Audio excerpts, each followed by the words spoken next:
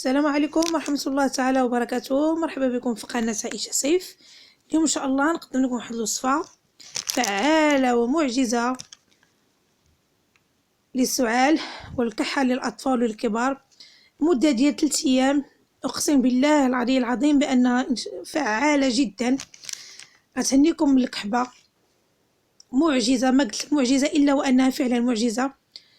صدقوني زوينة بزاف بالنسبة لوليداتنا، بالنسبة للرضع، بالنسبة للكبار. لأول مرة في الصراحة على اليوتيوب أن هاد الوصفة غادي دار، لأن عطاتني مسكينة واحد السيدة كبيرة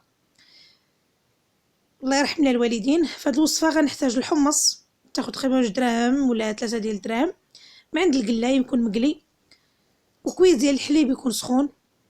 هذه هي الوصفة الفعالة وصدقوني غادي تجربوها.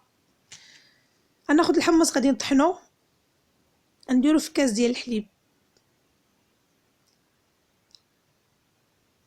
غتشربوه لمدة 3 أيام كل ليلة. كويس الحليب بالحمص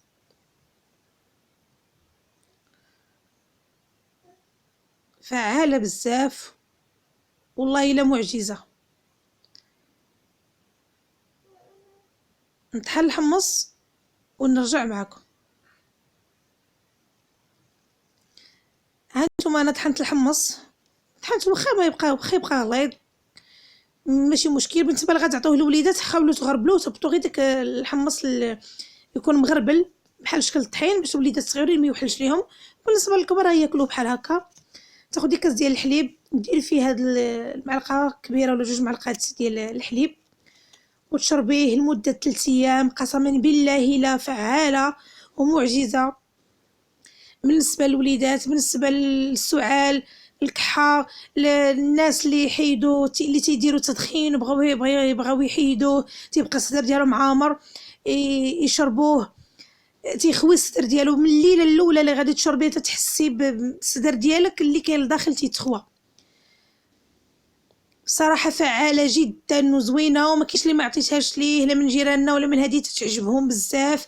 تتقولي الله يرحم لك والدين على هاد الوصفه، جربوها فعلا وردوا عليا في الكومونتير باش تقولوا لي فعلا بانها ان شاء الله انها تنال اعجابكم وتعطيوها لوليداتكم، خصوصا مساكن في هذا البرد هذا غيقهرهم بزاف. وهذه مده 3 ايام غتكون النتيجه ان شاء الله زوينه. الى عجبكم الفيديو ما تنسوش بارطاجيو مع الاصدقاء ديالي، دعموني باللايك وديروا لي ابوني. وعندي وصفات زوينه بزاف صراحه لانها مجربه تلقاو عليهم استحسان الحمد لله.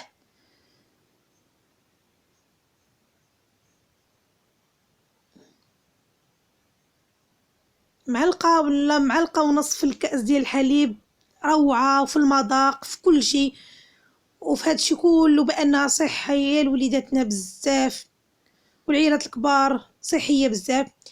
ما تنساوش دعموني باللايك وديروا لي ابوني. وصفه قادمه ان شاء الله.